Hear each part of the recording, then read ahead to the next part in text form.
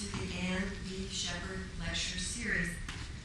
This tonight is the kickoff lecture of our new series, which, as you know in your catalog, is Papyrus to Paperback, the Book in History. It gives me very great personal pleasure to introduce this evening's speaker, Michael Suarez, S.J., Society of Jesus. That would be Father Suarez. Father Suarez is a member of the English department at Fordham University, and he also teaches English at Oxford University, splitting his time between the two institutions every year. Father Suarez is the perfect individual to launch our series, since he has taught bibliography and book history for years, despite his youthful appearance, at King's College London, in the graduate program at Fordham University, and in the Faculty of English at Oxford. And he gets around, having been invited to lecture on book history not only throughout the United States and the United Kingdom, but also in Norway and New Zealand. And I was tempted to say A to Z, America to New Zealand. He has served on illustrious bodies that attend to the history of the book, that is to say, the Governing Council of the Oxford Bibliographical Society, and also the Council for the London Bibliographical Society. Now, since Father Suarez is also my chum and my colleague at Fordham, we sometimes teach in the same classroom, and our shared students love to tell me that he gives the most demanding course they have ever taken. I am going to slide from the respectful Father Suarez to the more familiar Michael for the rest of this introduction. Michael is vastly published and has enough work in progress to fill the lifetimes of 2, possibly 3 scholars who have been endowed with only the normal amount of intellectual energy and vigor. Michael has published numerous reviews in such places as the Times Literary Supplement, and you've probably seen him in the New York Review of Books. He has, in addition, authored numerous historical articles in such eminent venues as the Papers of the Bibliographical Society, the Library, which is a really good one, and elsewhere. His first book, and I'm only going to mention the first, was a study and edition of the best-selling poetry anthology of the 18th century, Robert Dodsley's collection of poems by several hands. At present, he is the co-editor of the Cambridge History of the Book in Britain, Volume 5. It's due out, I think, any minute now? Last year. Last year. So it hasn't appeared yet. But it has opened. These book people, they're specific. Publication isn't the same as release and so on and so on. Okay. From Cambridge University Press. He is co-editor of the Oxford Companion to the Book. This is a 1,000,000-word reference work on bibliography and book history, currently in progress at Oxford University Press and scheduled to appear in 2008. In addition, and this is, I must say, the project dearest to my own heart, he shares the general editorship of the collected works of Gerard Manley Hopkins, the great 19th century poet. This 7-volume project will be the first ever complete works edition. That is to say, it will include the prose and the notes and the journals, as well as the poems and the drafts and the manuscripts. And this is scheduled to appear volume by volume between now, 2005, and 2011. Tonight, Michael will be giving us an overview of the history of the book. His title, as you know from the catalog, is Leaves, Linotype, and Libraries, a View of Book History. Please give him your warmest welcome.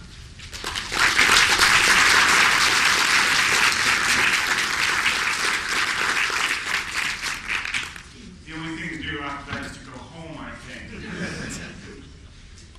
W.H. Auden, the great poet, said that a professor is someone who talks in someone else's sleep. And so we're going to test that tonight by turning the lights way down, and I'm going to speak to about 80 slides in about 50 minutes if I can. And rather than explain what book history is, I'd like to, as it were, do some book history with you. I'd like to speak to some books and some images, some title pages, and so on, and to give you a feel for what's at stake in book history and how book historians think about physical objects and documents. So I guess the first question we need to ask ourselves is, what is a book? And this, ladies and gentlemen, is a Balinese book.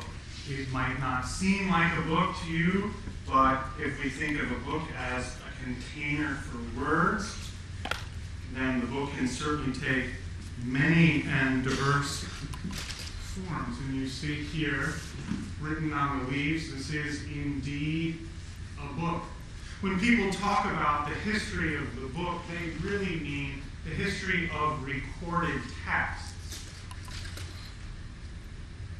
For instance, the scroll. Book historians are very, very interested in not just what's in the book, but the forms of the book. The great bibliographer D.F. Mackenzie famously said, forms affect meaning. We might even say that forms effect meaning. Think about it. If you see a stodgy, thick, academic book from the Princeton University Press, you recognize what it is right from the cover. If you are, however, in the airport and you see one of these paperback books with the glossy cover, maybe the woman busting out of her negligee or whatever, with the kind of horrible metal lettering, that it has, that's an airport novel, and you know that. Well, Jerome McGann talks about every book having two sets of codes which are mutually interpretive. One of them is the linguistic codes, and that's what most of us have been trained to interpret. Book historians, on the other hand, interpret the bibliographical codes. Everything from the white space, the layout, the binding, and so on. And so it might be useful to think of a book as a totalizing sign system, that every aspect of the book signifies. The words in the book, sure, but not only the words. For instance, this book here is a lectionary that was produced for the coronation of Queen Elizabeth II. Look how much white space there is. Look at the two-color printing. Look at the running heads, the tailpiece. Look at the leading in between the lines. It's very big type. It's very easy to read. It looks beautiful. This is a book that you could have on a gigantic lectern in the church, and that's what it's for. It says something about the power of the word in this case. It says something about the fact that Anglicanism is the state religion. It says something about Oxford University Press paying tribute to the newly crowned monarch. So, is it like every other Bible? No, it's very, very different. It says something about itself by the hundreds of decisions that have been made that go into what it is and how it looks. And how it looks has everything to do with what it communicates to the reader. One of the things that book historians are very interested in is the relationship between how you can look at the physical artifact of the book, and if you know about the circumstances of production, that is to say, if you know about typesetting, if you know about paper making, if you know about compositions, putting the type in place and printing, then you can reconstruct the circumstances of a book's making from the physical object. And that's one of the main enterprises that book historians do. These books were printed in the 17th century in Antwerp. They are the 17th century equivalent, if you will, of the Winnie the Pooh pop-up book, because they are pop-up books for navigation. And so one of the things we need to think about again and again is, are we talking about literature? Are we talking about religion? Are we talking about the world of print? And so book historians often talk about print culture, something that I'll be coming back to again. For instance, this isn't a simple hand-press book at all. This is a very, very complicated book to make with these insets, but necessary for the uses of the book. So, here you go. You may read Greek, you may not. You may read Latin, you may not. but you know right away, if you know something about printing, that this is a high-end book. Right? You don't need to know very much to know that. You can literally not know any Greek or any Latin, and you know. Look at the two-color printing. Look at the multiple languages. Just look at the layout on the title page. This book is saying something about itself. And it's saying something about its role in the culture and what it is hoping to be. Now, this is a little bit hard to see, and I apologize. Here you see, this is St. Clement's letter to the church in Corinth here. And you can see that we have Greek and Latin with all the pointing marks and so on, all in double column, with shoulder notes and all the rest. Books like that don't make money. Books like that say something about the reputation of the press. They say something about the reputation of the university that produces them. So again, what's a book for? Is it a utilitarian object? Is it for making money? Is it for furthering an ideology? And what are some of the ways that we think about what print is and what it shows us? Again, we saw the Balinese book. How about a Chinese book? Chinese book, container for words is very, very different. I don't know about you, but I don't know how to read those bibliographic codes. And so this is a cipher to me. I can tell you something about the wood, I can tell you something about the stitching, I can tell you a little something about this. But I don't know how to read the bibliographical codes in the same way that I know how to read the ones we've just been looking at.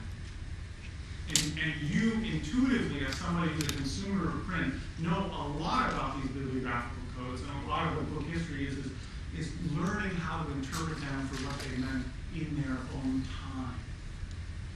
A simple example here, for instance, the Scots Declaration, in answer to the declaration sent unto them by the commissioners, blah, blah, blah, blah, blah. This, if we see here, 1642, this, ladies and gentlemen, is an English Civil War pamphlet. We know from the Thomasson tracts, right, that the number of titles skyrocketed during the time right before the Civil War and during the Civil War. Lots of political controversy.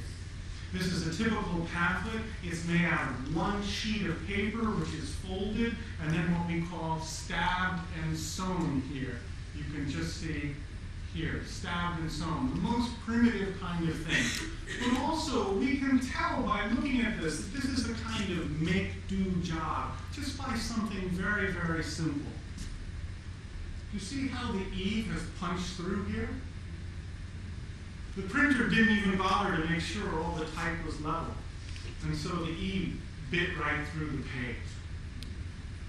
That tells us something about how hastily this was put together. You see this broken thing here? These are fleurons.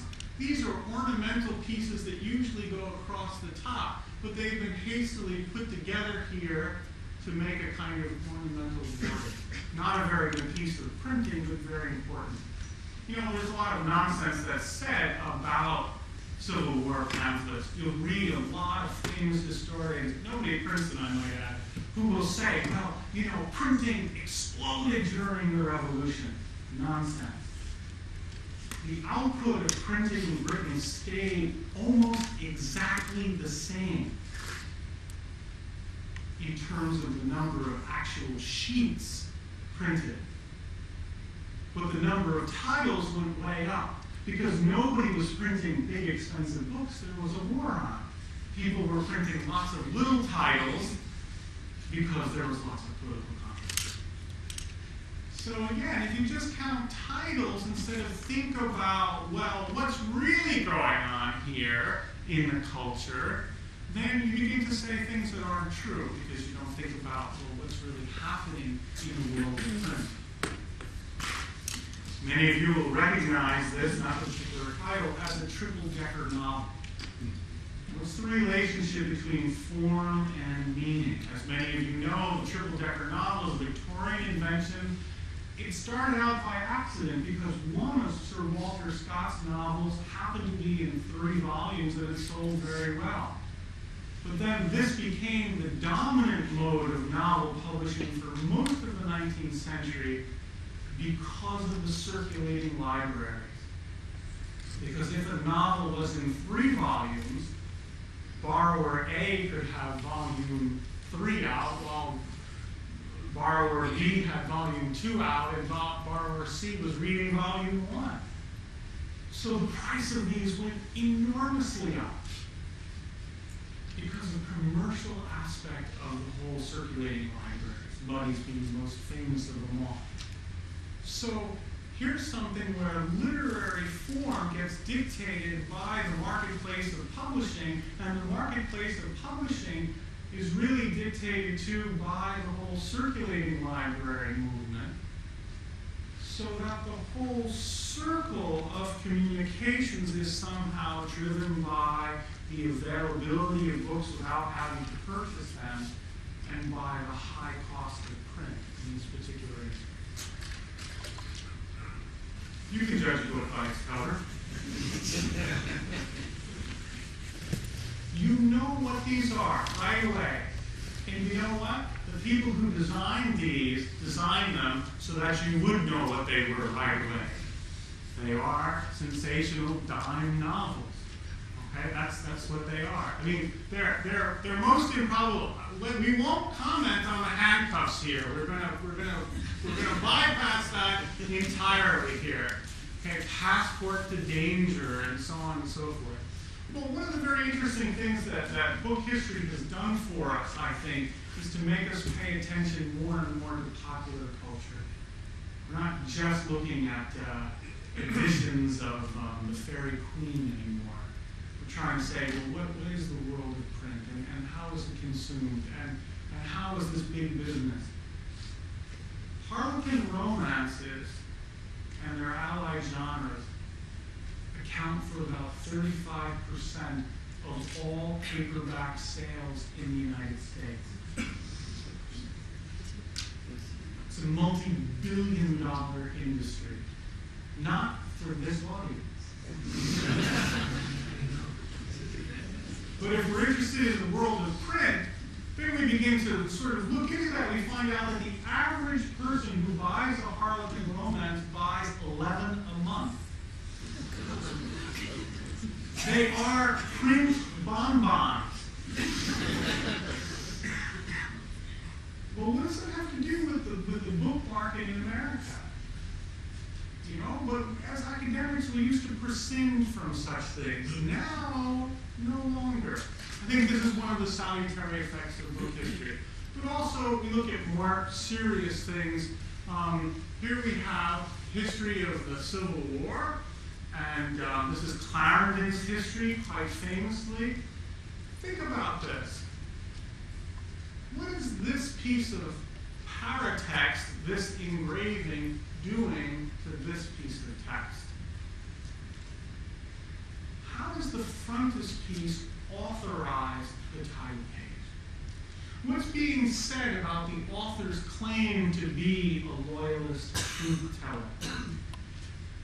And if you begin to know something about piracy, why is investing all the money in this engraving, and indeed on the very title page in this engraving, a kind of trademark anti-piracy device?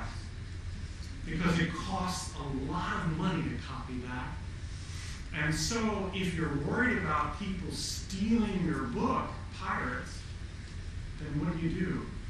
You put a very expensive engraving right into the title page that becomes your press's trademark. Nobody can take it from you. Does this book get pirated? Sure it does. People know they're buying the piracies, just like when you buy those CDs on the corner. Okay, this is a little bit hard to see, but this is a subscription list. This book, Clarendon's History, was originally sold by subscription. Why would anybody buy a book by subscription when you could later buy it in a store for less than half the price. It's an example of conspicuous consumption. It's great for the printer because the publisher of the book knows exactly how many he needs to make, and he gets all kinds of capital up front. One of the real problems with the book business is that you have to make a whole bunch of books at once, and they're very, very, very expensive to make. 50% of the cost of a book for most of the hand-press period, and even now, is paper. So you might invest a large amount of capital and only begin to recoup your investment, that is to say, break even, after about 3 years of sales.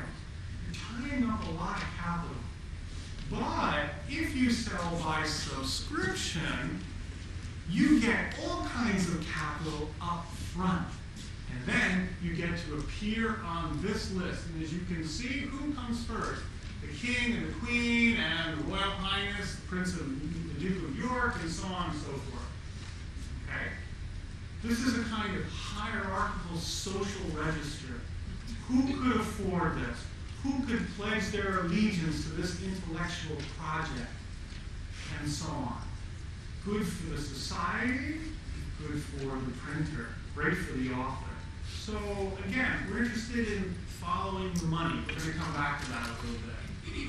Again, paratextual features become more and more important as we think about books, especially old books that we might not always know how to interpret the paratextual features. So there's text, say, over here, but here's a dedication to the Queen. Is this authorized? Is this not authorized?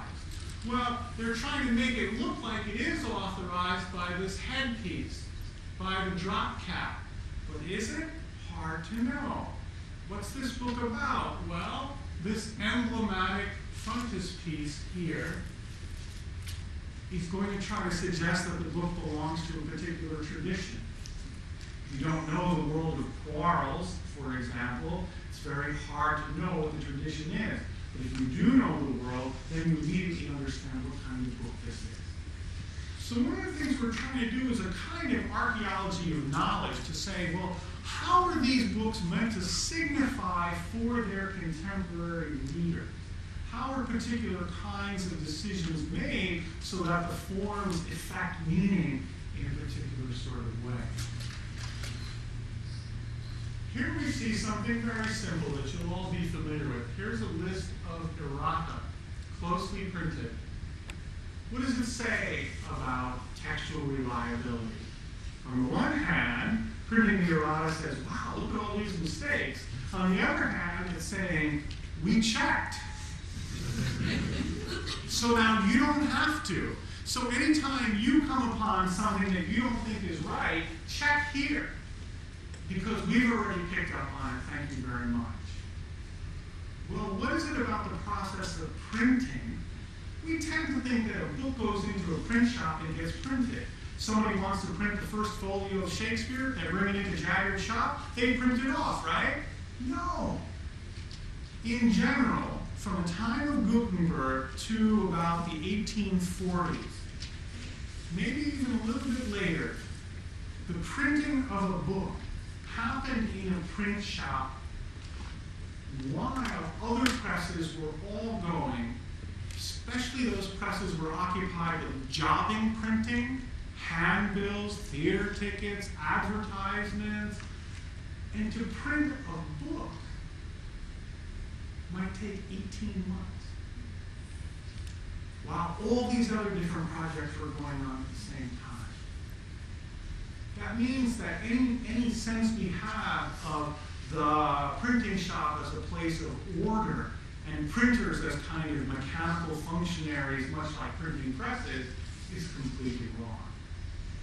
One of the most interesting things I think about book history is that if you really want to understand the production of books, you have to see it as a deeply humanistic enterprise because, ladies and gentlemen, you begin to involve yourself in communities of laborers, not just authors and publishers, but communities of compositors, communities of leather tanners and bookbinders, communities of type founders, and so on.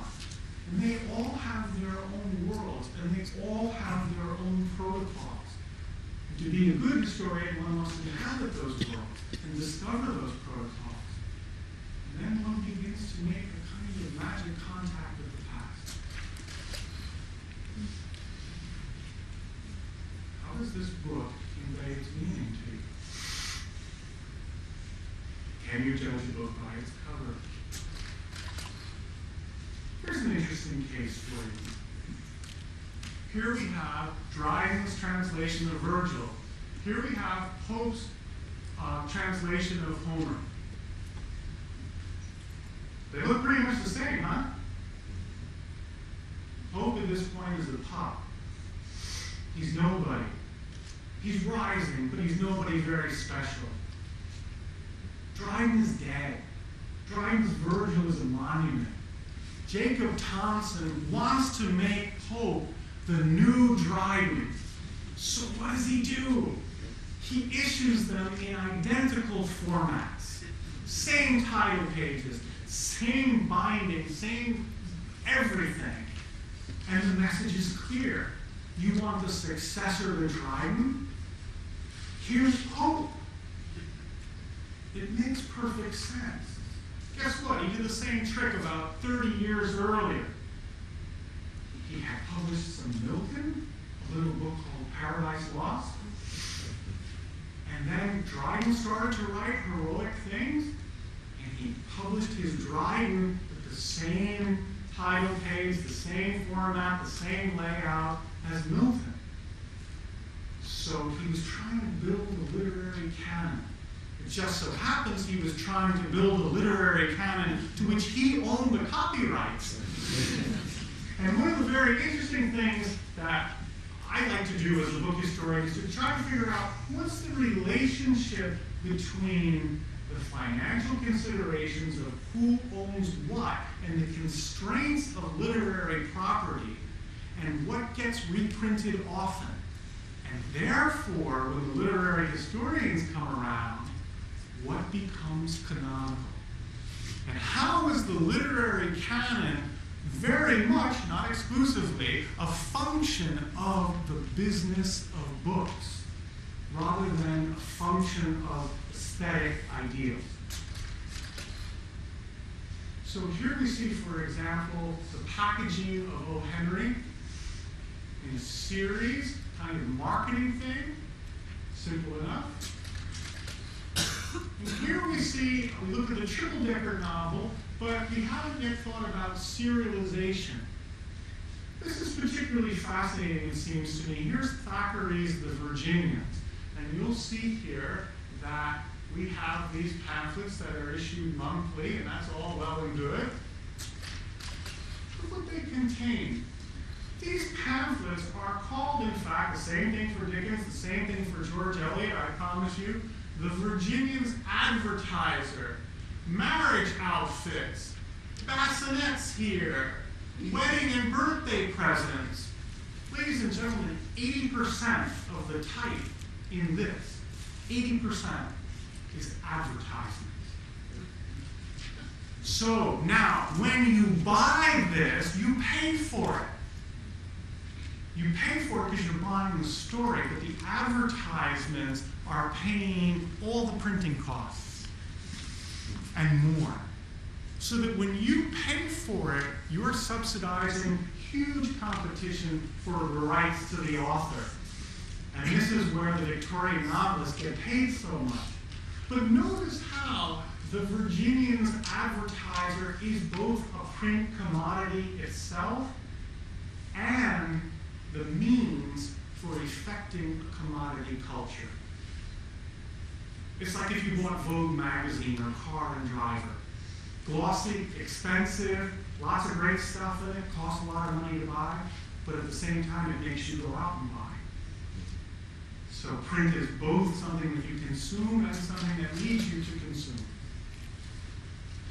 Another whole important area is the whole area of book illustration. So here we see this horrible, sentimental, I should have given a health warning. If anybody's a diabetic, now's the time to inject. Here's this terrible, terrible, soppy illustration for Wilkie Collins. Well, how is all illustration and interpretation, both by what incidents are selected to be rendered and how they are rendered? There's a very good book, for example, by David Blewett on the history of the illustration of Robinson Crusoe through about 2.5 centuries. Again, this is sort of the stuff that a lot of book historians do. Here you'll see a book, this is just in a series, Jerusalem Delivered. It looks asymmetrical, it looks like the printer made a mistake, but he didn't. Because you see that this would be trimmed across the top. This whole thing would be cut across the top here. It's not meant to be kept in this binding. You see the price is written in very cleverly. This 1816, 1818, price is written in. The market's quite volatile at this time. There's been a little war with Napoleon. But it's part of uniform editions of, and here are the classics with a whole bunch of prices. And so, what does the book trade have to do again with making canons? What does the availability of texts have to do with government legislation, like the Copyright Act of 1710, for example? Here's a prospectus for a book. And one of the things that I find very useful to do is to go hunt book prospectuses that were never produced. And to say, well, what kind of projects were publishers interested in floating in my own period, mostly in the 18th century, and why didn't they make them? Was it because they couldn't get enough subscribers, because the market wasn't there, because somebody else saw this and got in first? So here's a nice 17th century one for you, the Glosson Etymologicon. Wonderful layout. And that's meant to show you that the people who are going to print the book are highly competent. So you're going to get great letter. And so too this is a little piece of capstan printing. And you'll see here he's going to tell you that it's in the form, after the form of this present letter. You know, for us, black letter is very hard to read, but back then, things were printed in black letter when they had to be read by the common populace. Roman type was considered what was hard to read, and black letter was what was considered easier to read. So backwards, again, what are our own assumptions? Again, the catalog of books, often in the back of a book. You know, most people believe that for one reason or another, maybe they don't think about it, that, you know, people printed 500 copies of a book and pretty much they survived, right? Or a few of them do anyway. Well, survival rates in the 16th, 17th, and 18th century are extremely low. And we probably don't have about 40% of the books that were printed in the 17th century. They just don't exist. They just don't exist. And for most of that ephemera, the stuff that took up the time in building the print culture of most of the printing houses, about 99.9% of that stuff is lost. There's one major collection of English print ephemera in the world, the John Johnson collection in the Bodleian Library, one collection in the whole world. We haven't even begun to talk about the newspaper. And the newspaper is particularly important because newspapers were owned by printers and publishers. And so they became major vehicles for the advertising of books. And after the Copyright Act in 1710, even a little bit before that, with the lapse of licensing in 1695, we begin to get provincial printing. Printing begins to spread outside of London. And what do people found? They found newspapers.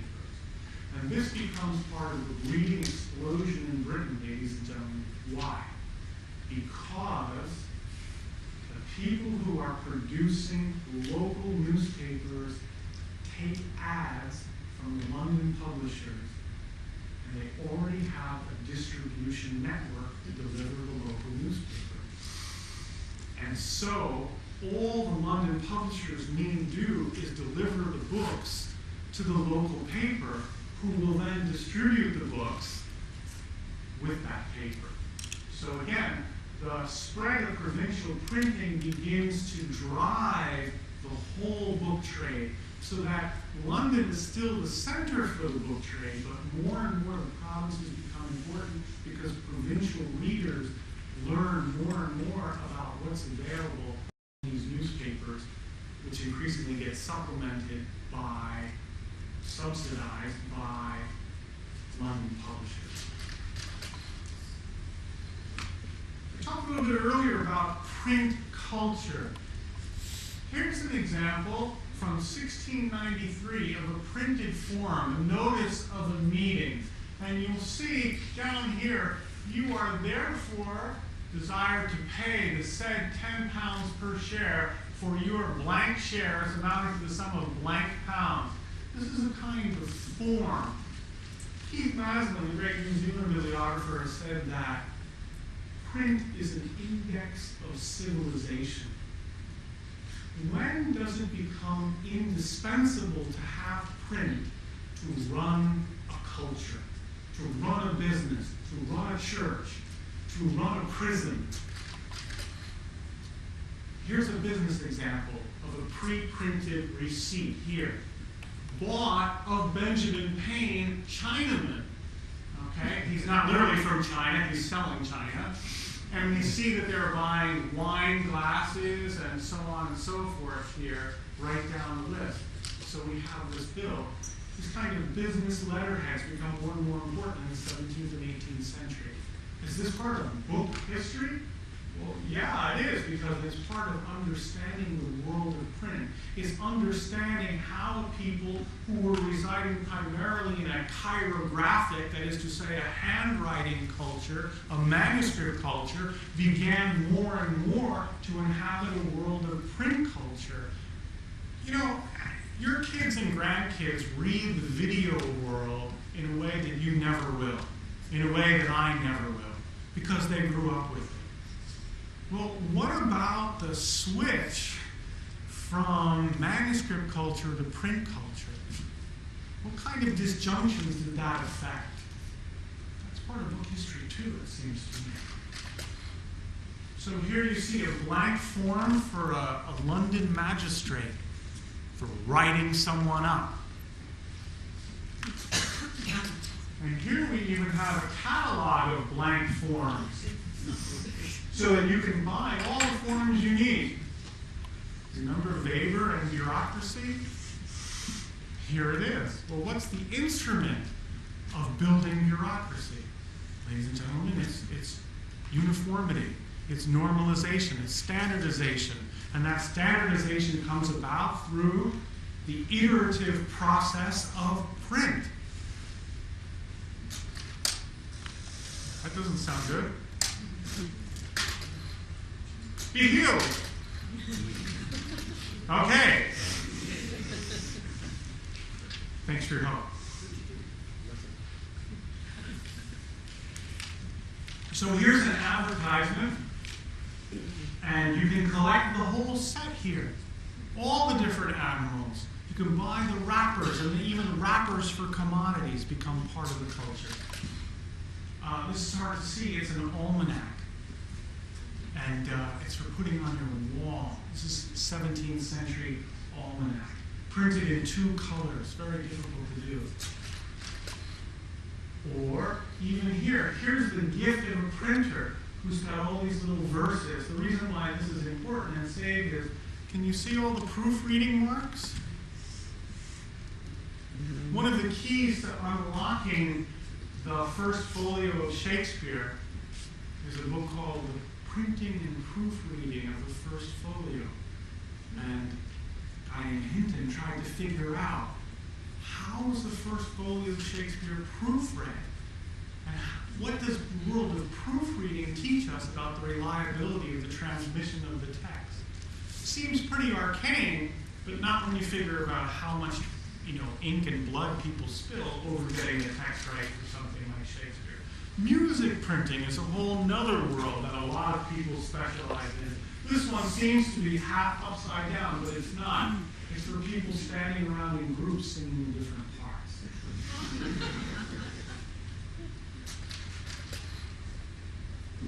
What does looking at the world of print cultures teach us about the attitudes of that culture?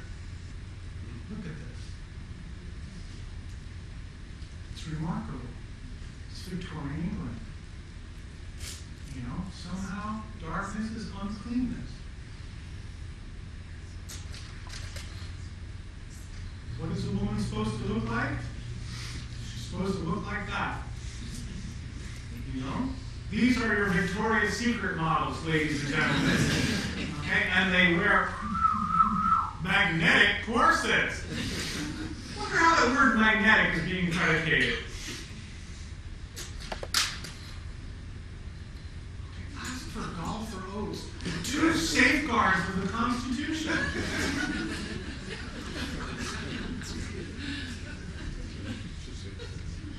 The latest development of the Jubilee year, a box of oatmeal. You'd think that they would have had that before, huh? Think about this. This is a Victorian Valentine's Day card. They're wearing 18th century dress. You know, Secretary's Day, Grandma's Day. How many days are there that Hallmark cards want you to buy cards for?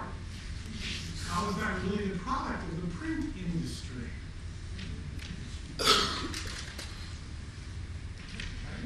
This is a 19th century advertisement from John Lewis here.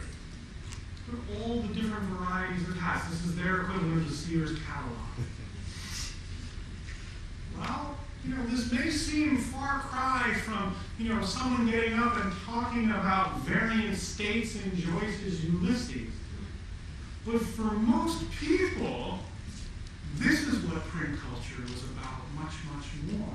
And so this is a very legitimate part of the world of book history. Who consumes what kind of texts?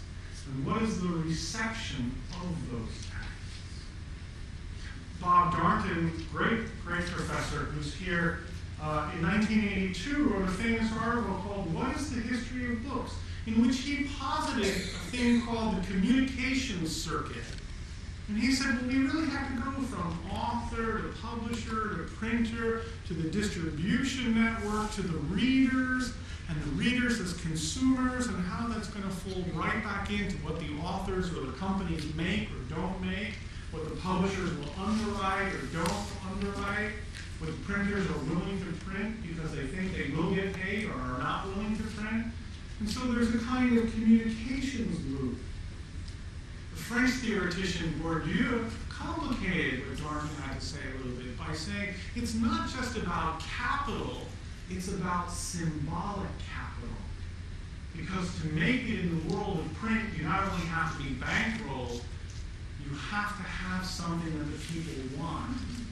So, for example, if someone says your novel is the greatest thing since sliced bread, and that someone happens to be world-famous Nobel Prize-winning novelist who lives in Princeton, New Jersey, well, that's going to help your book sell a great deal. So what are the questions about print and symbolic capital as well? The advertising industry in our own time is an important example of this.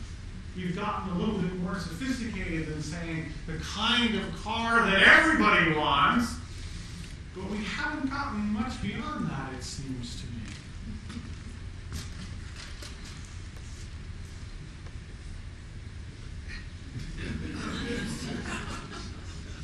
God save the king. You know, I'm willing to argue that this kind of thing tells you as much about British wartime culture as all the poems that were written by airmen. So again, what's worthy of examination and what's not worthy of examination? When we're looking at print, there's a kind of leveling of the playing field. It can't just be Joyce and Lawrence and Yeats in the world of high modernism, because if we look at the total world of print culture, important as Joyce and Yeats and Eliot and Lawrence are, it's a tiny, tiny, tiny portion of the world of print. One of the important things to consider, too, is that literary publishing or even theological publishing never, ever pushes the technological envelope. Printing always advances from the printing of stocks, bonds, and currency. Always. It's true today. It was true in the 17th century when paper money first came out. Bonds were already extant. So again, if we're interested in developments in printing technology, we're going to have to go a little bit from our favorite poem. We're going to have to leave that novel we like so much to think a little bit about the Deal Bank and a £5 note in 1785, or even the Florida Oil and Mining Company. Because if you could make these, you'd be making money. So there are all kinds of technological safeguards to make sure you damn well can. I'd like to talk briefly about the Stationers' Company. From 1557 until well into the 19th century, printing in Britain was regulated by the Stationers' Company. We like to think that everybody was a champion of freedom of the press, especially the printers and the booksellers themselves, right? Well, no, wrong, because the government bought them off. And the way the government bought them off was they said, we will give you a monopoly on the most lucrative books. ABC, Catechism, Bible, almanacs, and only people who belong to your guild can print these things. But in return, you have to police the world of print. And so the worshipful company of stationers made literally millions of pounds on the almanac business. Here you see an annotated list of all the different almanacs that were published in 1777, a very useful document that's preserved in Stationers' Hall. And so members of the company owned stock in this special patent called the English stock, and they made money. What do you suppose in the middle of the 18th century the English stock paid as a dividend per annum? 12.5%, 14% every year? Not too bad. Better than the CDs I know. Right? So, if you have a government monopoly and you're making 12.5% to 14% every year on your investment, and that investment can only perdure if you police the world of print, you're not going to be so much of an advocate of freedom of the press as you are of keeping things pretty tranquil, aren't you? So once you get into the world of the guild system and how it functions, you see that the rhetoric is one thing, and the actual business practice is something else entirely. So people were apprenticed through, and they went through a whole series. They were apprentices, and they were bound, and they eventually took the clothing of the company and went through this whole hierarchy, all to control the world of print, all to make sure that sedition wasn't present, but also, ladies and gentlemen, to limit business competition. So only a certain number of master printers, only a certain number of journeymen, only a certain number of apprentices at any one time, so that you could have a cartel. Some may say the most powerful cartel in the world is the American Medical Association. I leave that to you. But by controlling numbers, you sure can control prices and delivery of services. Follow the money. This is just a simple account book. But again and again, what book historians do is they try to follow the money. And in following the money, they try to understand how the business of books ended up being a major determinant in what people were able to read and how they were able to read. Here you see something called the Forget-Me-Not. It's an annual, 1826. And here you see a completely different book, right? This is low. It's cardboard. This is high. It's embossed leather, right? Different thing. No? Look, it's the Forget-Me-Not for the year before. It's the same book, it's just in a different binding. It's what we call a different issue. It's directed at a completely different market.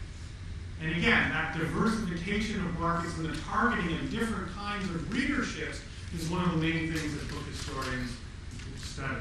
So the world of annuals, which we don't think very much about, completely supplanted the world of poetry, anthologies for a long time, and was the main way that a lot of romantic poets made their money. The railways were a major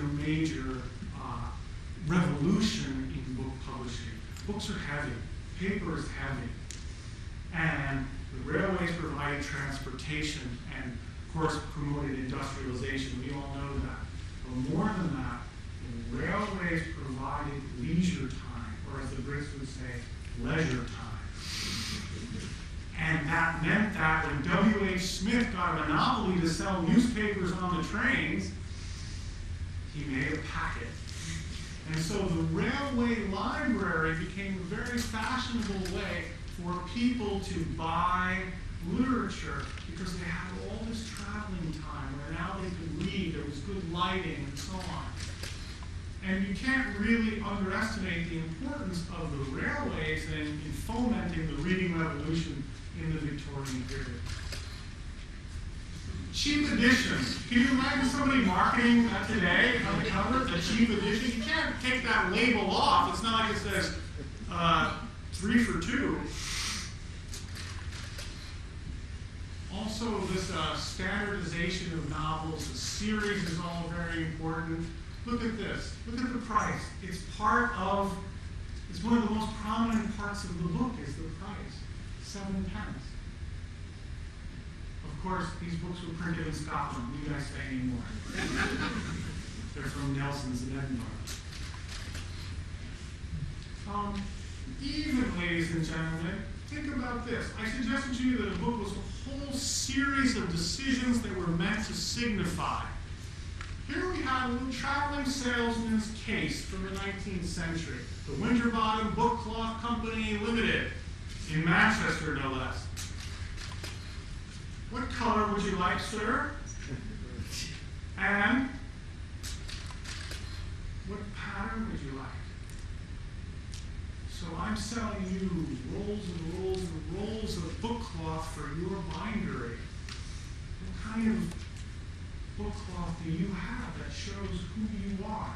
And how do you cater for a clientele by the world of, once you have the automated, what they call case binding after about 1830, this is the way everybody goes. Well, what does this tell us and why?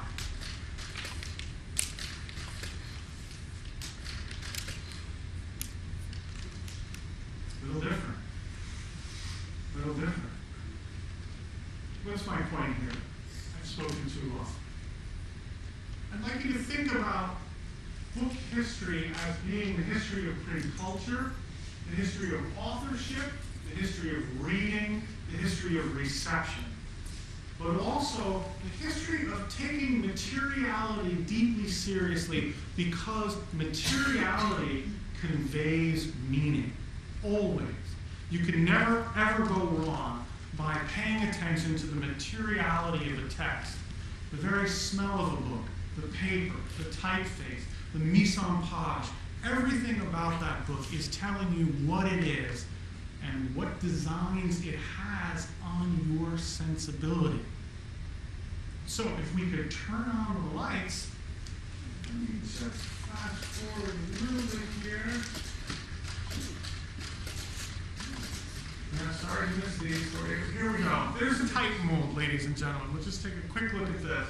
Here's the type mold, okay? This is how paper was made. Bear with me for 2 minutes.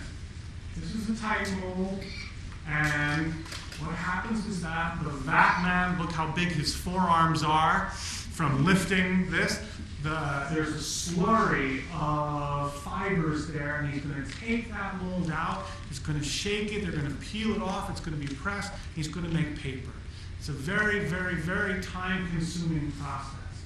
And then you see here from the encyclopedia, the vat man, the kosher who's stacking it up. They're going to squeeze all the water out of that paper, and they're going to make these sheets of paper. Okay, if I could have the lights, please.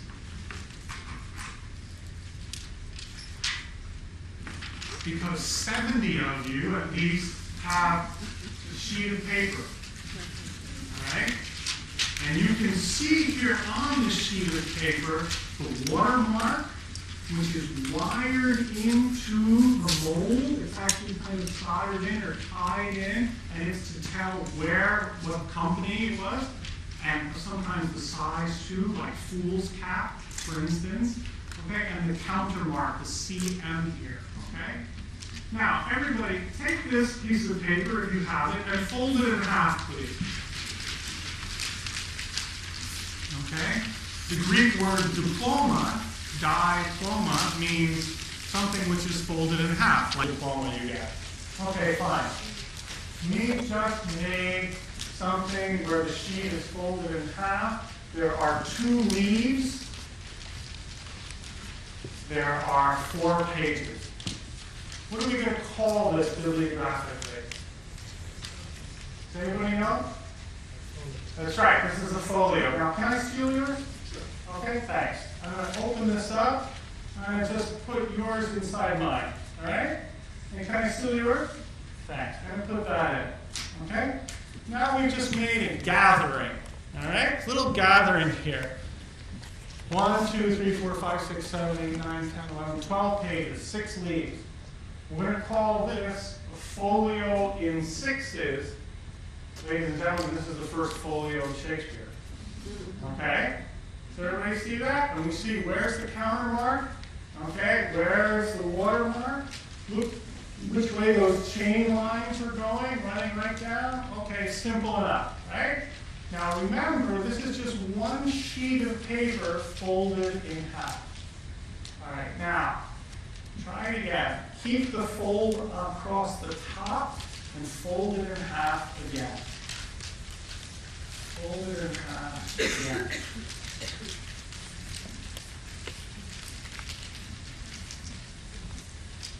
Your chain lines, which were vertical, are now horizontal, and your watermark, which was in the middle, has migrated over the margin, hasn't it? But more importantly, how many leaves do you have now? 1, 2, 3, 4 leaves. What are you going to call this? Quarto, right? Keep the fold on top and fold it again.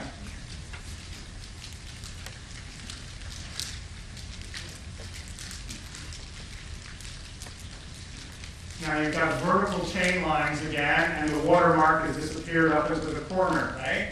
Does everybody see that? And you've got 8 leaves, and we're going to call it octavo. Now guess what? The unit of bibliographical analysis is the sheet. This is the sheet, okay? Nobody's interested in pages. Printers are only interested in sheets, okay? If I print a folio, I'm going to print it in great big type because it's only folded in half, aren't I? Lots of white space for the dignity of the book. When I make a quarto, I change the layout. Still one sheet, probably about the same amount of type, if not more, because I'm using per page. Now I have twice as many pages. Do it again. Twice as many pages again. Okay? If paper is 50% of the cost of a book, then I just saved. If I can make it 1-to-1 more or less, I just saved half the price of the book by folding the sheet. The book looks less august. It may be harder on your eyes in that dim candlelight, but it's about money. And it's about the way the form is going to affect the meaning. It's about the way you're going to receive the book. Will you buy a book that's a little octavo, or will you only go for the big folio?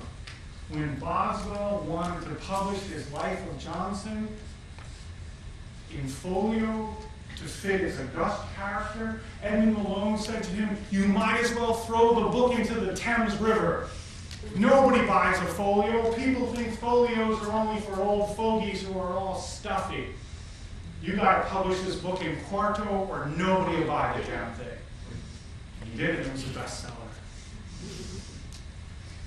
But the format of the book is always a function of how much paper you got and how much type you need to use. So the materiality and the meaning are inextricably linked. Are there questions? Please. Are there any great examples you know of big mistakes? You're saying that the form defines some of the content, but where somebody misunderstands their audience or what they're trying to get, and so in word, prints in folio and in on top.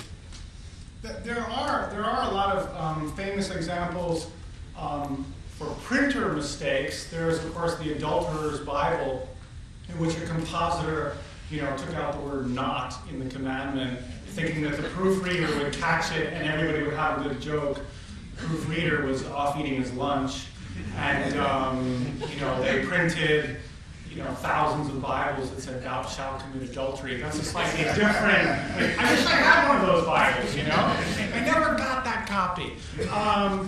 But there are lots of examples where books came out in a low format in order to have a good audience, and people thought it was too low. And so then somebody bought the copyright years later and brought it out in a very expensive format, and it sold like wildcakes, wildfire. So there are a number of examples, but interestingly enough, it's usually when people go for the low form without launching it in the highbrow way first. A lot of times in the world of taste, and the book historian James Raven has written very well on this in a book called Judging New Wealth, you have to establish a cultural trend. Even in the 17th century, you have to figure out who the trendsetters are and get to them. Alexander Pope knew all about this. He would get groups of lords to buy his books and to be seen to praise them. And then that would get the middle classes going.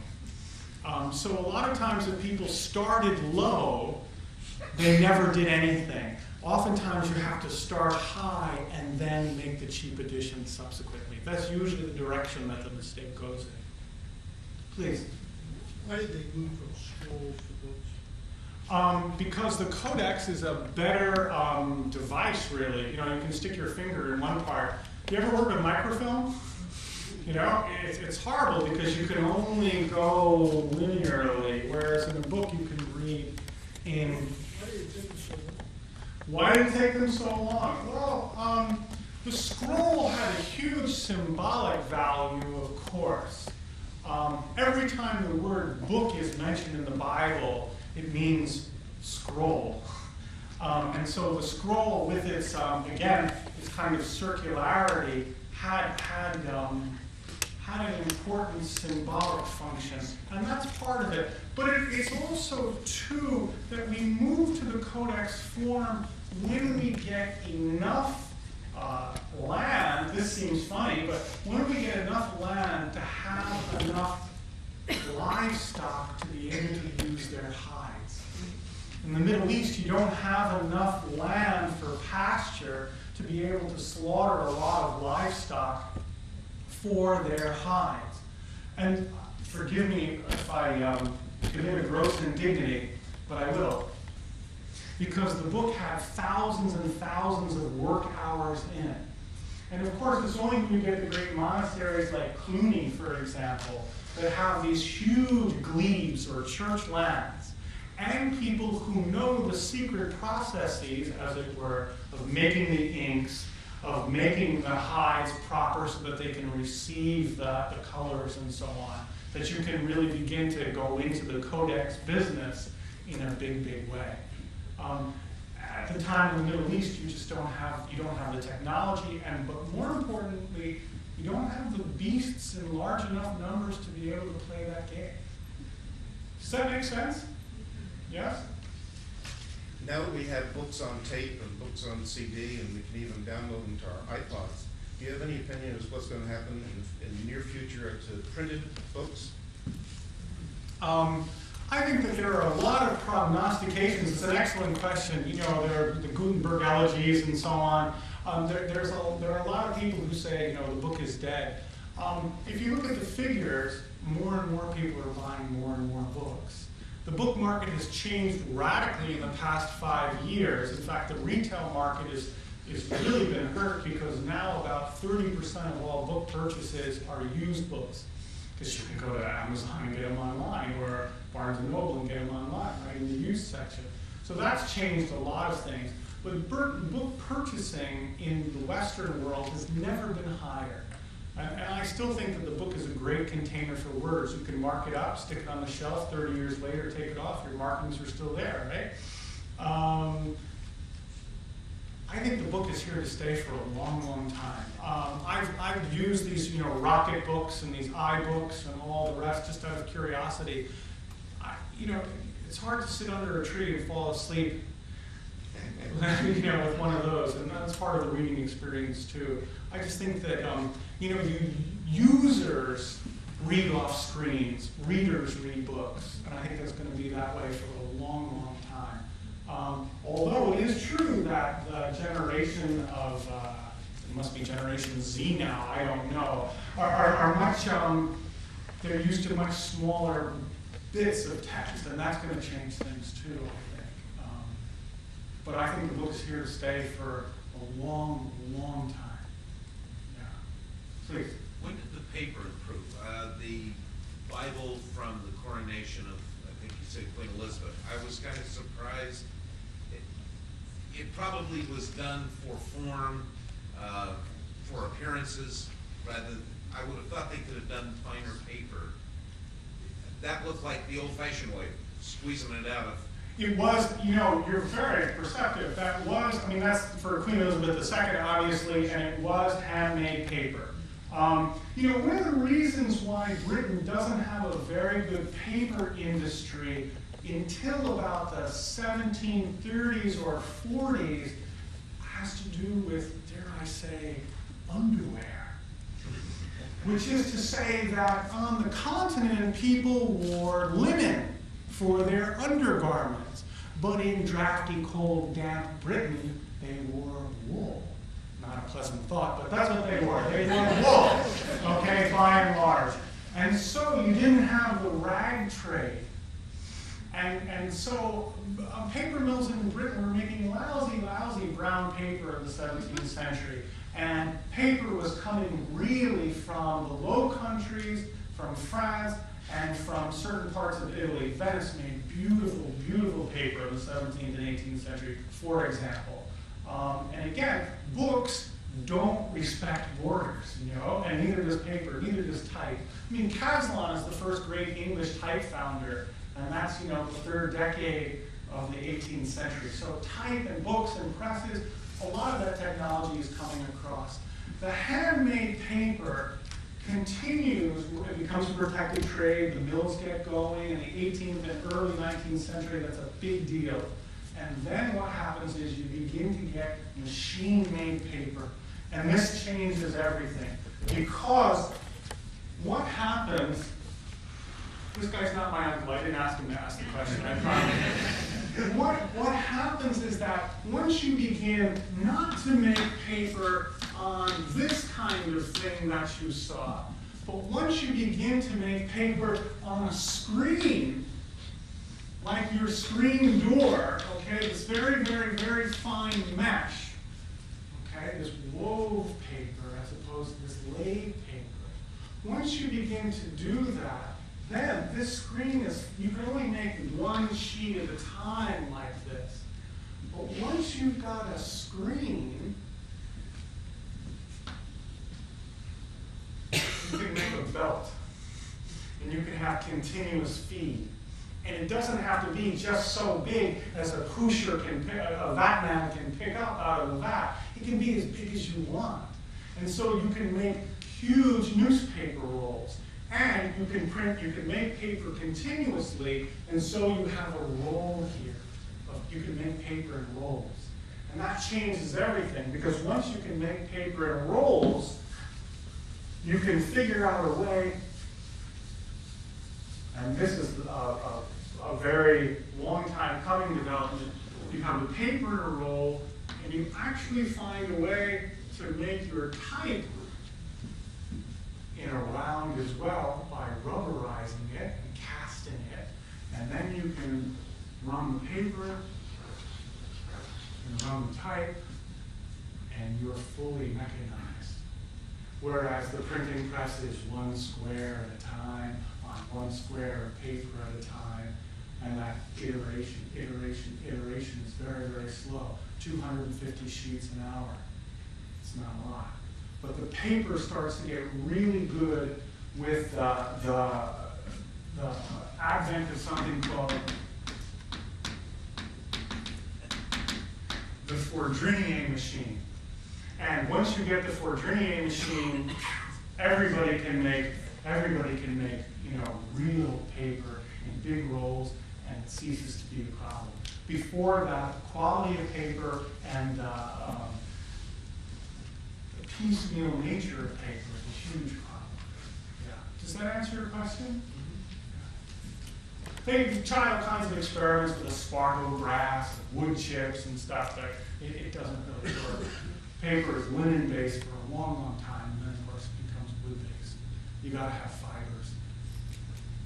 Yeah, if you could give out those handouts, there are just some suggested reading sheets. It's just 5 size, and there is no quiz.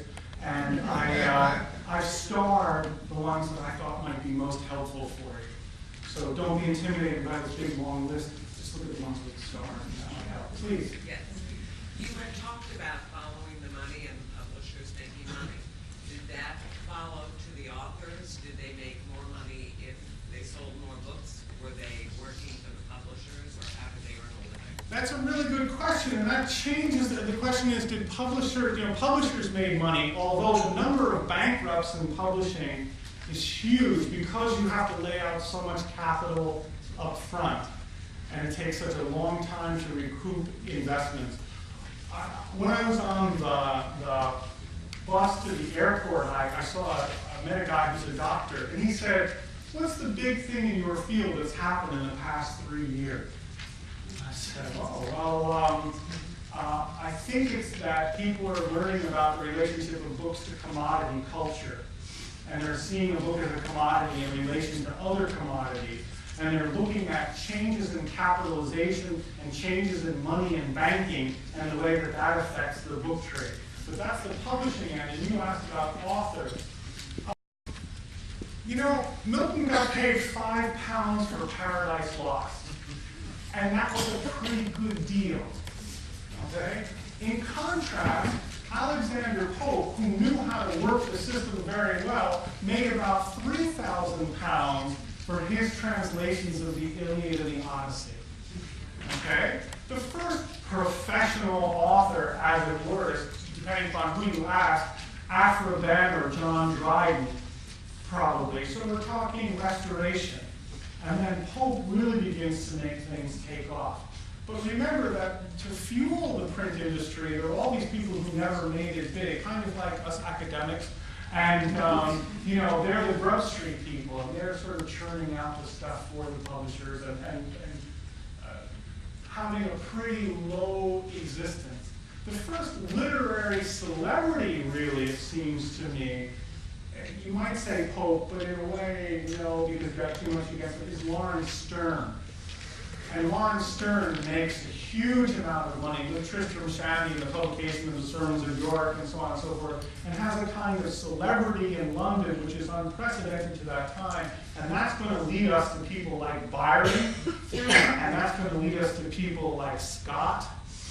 And once you get Byron and Scott, the sky's the limit. And that lucrative at the upper end of authorship becomes amazing. Venn and Defoe and Dryden never made a whole lot of money. Pope did. Pope became independent on what he made. So he might be the first one. And we're talking sort of 1720s. And of course, with Sir Walter Scott stuff, we're talking, 1820s to 40s. So it's a long process. A man named Dustin Griffin, who's a professor at New York University, has written extremely well on this very, very